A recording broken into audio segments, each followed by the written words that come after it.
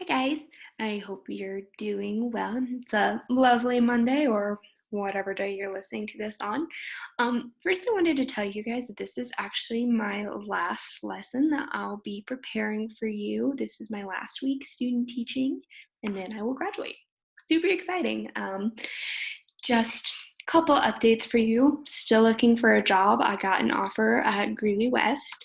So might teach there, kind of waiting to see how some other interviews and stuff pan out, but we'll see. Who knows? Maybe I can still teach at Frontier. We'll see. But I wanted to know I love you all a lot and I'll miss you a lot. Sometime this next week, I'm going to do some sort of Zoom meeting to officially say goodbye, hang out with you guys. So be on the lookout for that. But for now, I'm going to talk a little bit about classical Greece so that you understand what your assignment for this week is. So if you want to follow along with the question sheet that I attached to the assignment, you're going to be wanting to write down some answers from what I will be telling you. I believe the first couple ones relate to this video right here. So if you have that pulled up, if you want to pause, go back, that works. Do that. Sounds great.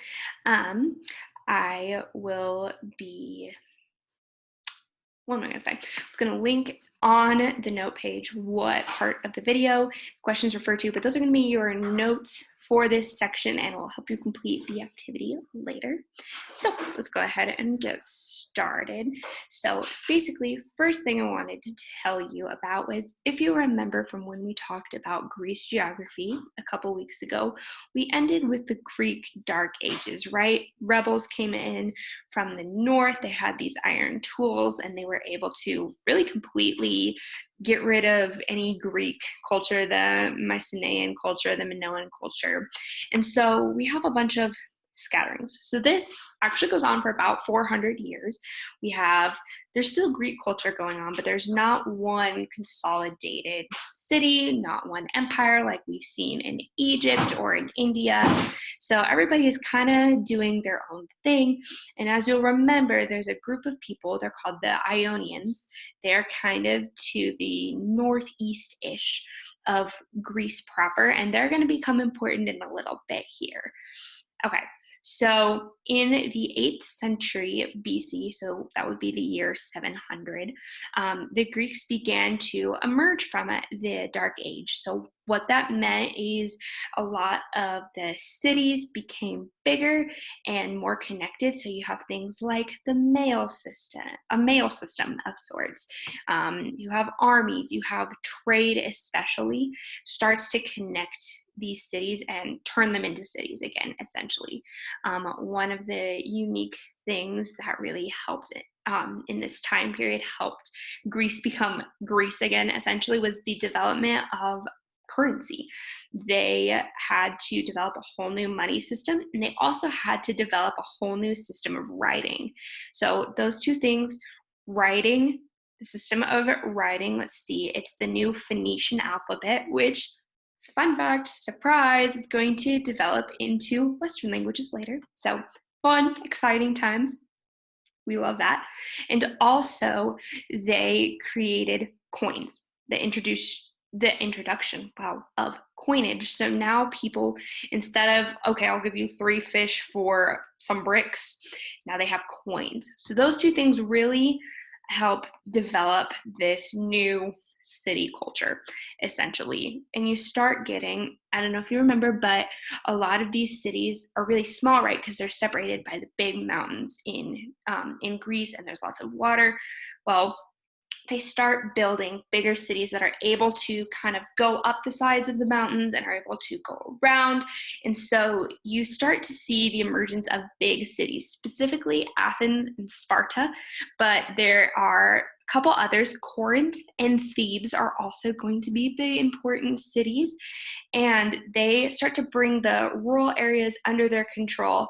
And again, remember, this is all happening over a period of 400 or 500 years. So it's not like it's like, boom, we're all in charge. It's like over time, oh, most people happen to be trading, say, in Athens. And so, of course, Athens is going to get bigger as, oh, I'm probably more likely to sell my fish in Athens, so I might as well move there. And if, 500 people have the same idea, eventually it's going to become a big city. Sparta at this time is unique for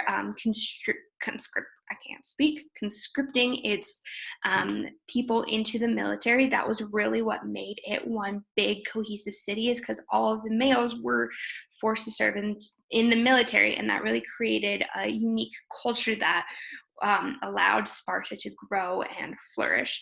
Athens at the time was kind of the center of commerce and really had some good things going for it in terms of that. So you can imagine that, sorry, I lost my place, that some of these cities might have some conflict, as empires do. They're kind of starting to become an empire, right? And they're trying to figure out who's going to be in control.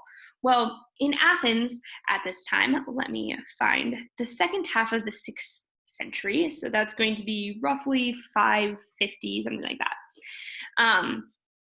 Athens fell under the control of 2 tyrannical brothers. They were the kings, essentially, of Athens, and they weren't great. We don't like them, not good pals. Not even going to mention their names, because who even cares about them? But what does become important is the king of Sparta. His name is Cleomens. I'm not sure if I'm saying that right. Cleomens. He helped the Athenians take over this tyrannical ruler and become free again. But that becomes important because then afterwards, this Spartan king is like, hey, since we helped you defeat this terrible person, now we can be in charge of Athens, right? And Athens is like, how about no? And so the leaders in Athens have this great idea. They're like, rather than fighting over who's going to be king, who's not, we have this great new idea. We're going to call it democracy. And so what that means is they were going to undergo this whole essentially political revolution where I'm sorry, I don't know why I'm spacing so much, but they wanted all citizens to share in political power, essentially, regardless of status. And so this is a completely new idea. This has literally never happened before in history. The idea that all citizens, well, all legal male citizens of a certain age, but we'll get to that, it's fine, will help rule and govern the city. So this is super new idea, right?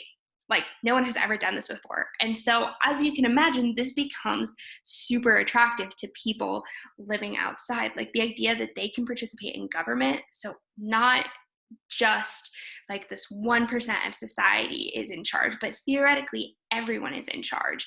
That makes Athens a really appealing place to live.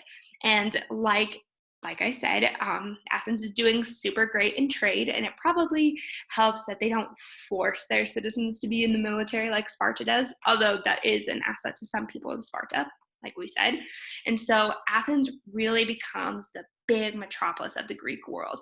And though they're technically not in charge of cities like Sparta or Thebes, they start to become really the big powerhouse of the region and where people are going to want to live and move to.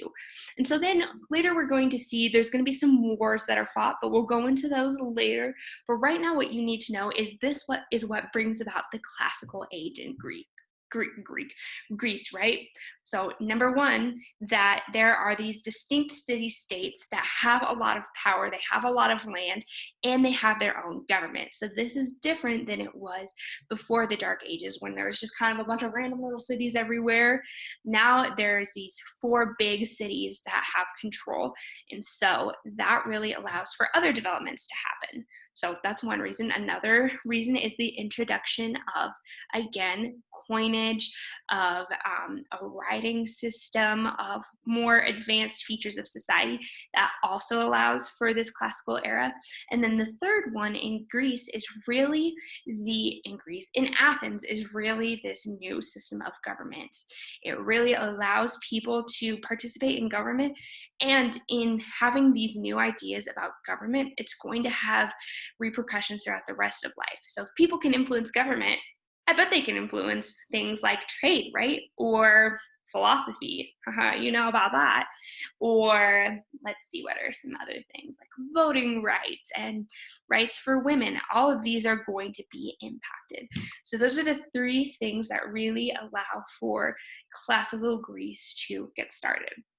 Okay, so what you're going to do next is you have these other videos that you're going to watch, and those are the ones you're going to use to answer the rest of the questions. And then I'll need you to turn in your answer sheet for credit this week and also as your notes for this unit. Love and miss you all so much. Hope we get to talk soon.